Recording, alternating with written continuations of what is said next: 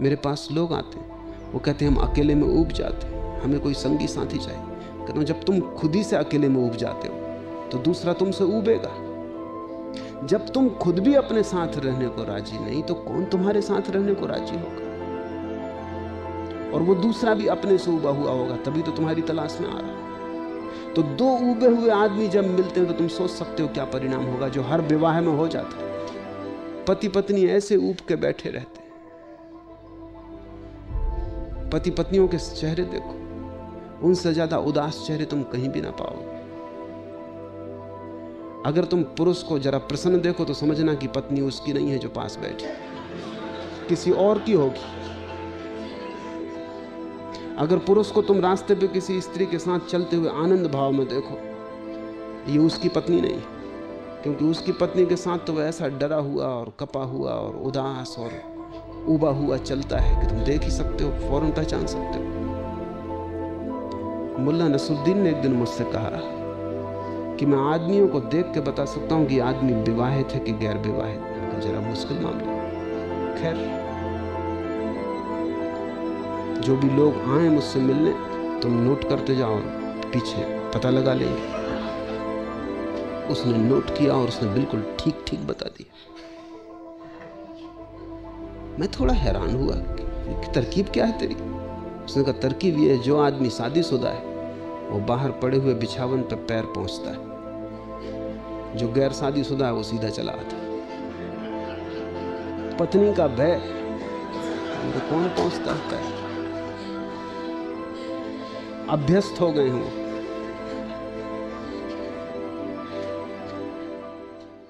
जीवन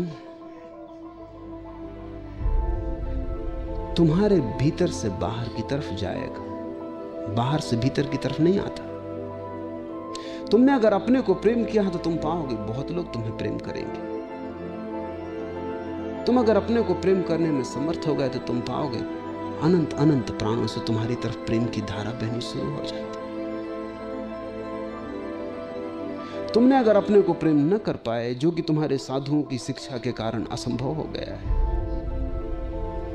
तो तुम्हें कोई भी प्रेम न कर सकेगा।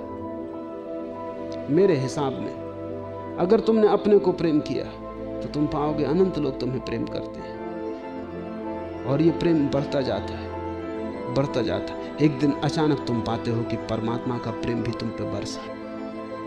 तुम योग्य होते जाते हो, तुम इतने योग्य होते जाते हो, तुम अपने आप में इतने पूरे होते जाते हो कि वही प्रेम की पूर्णता एक दिन तुम्हारे ऊपर परमात्मा की वर्षा बनेगी। परमात्मा को खोजने तुम जाओगे कहां? उसका कोई पता ठिकाना नहीं। सच तो यह है कि परमात्मा तक कोई आदमी कभी नहीं पहुंचता। जब भी घटना घटती परमात्मा आदमी तक आता है, इसके अतिरिक्त रास्ता भी नहीं है।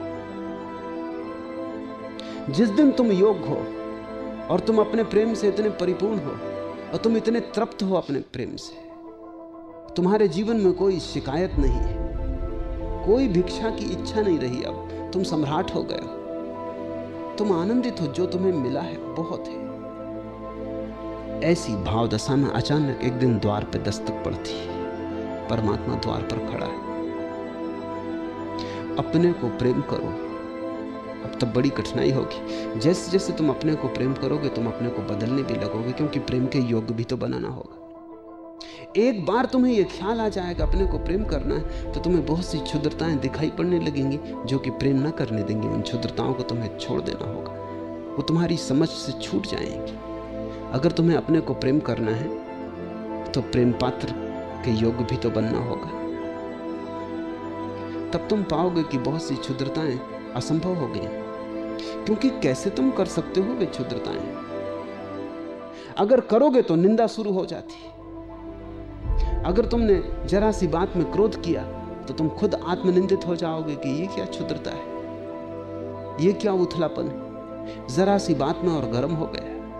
इतनी भी शीतलता न थी कि इतनी सी बात को सह जाता। तुम अचानक पाओगे कि अगर अपने को प्रेम करना है तो क्रोध धीरे धीरे छूटेगा।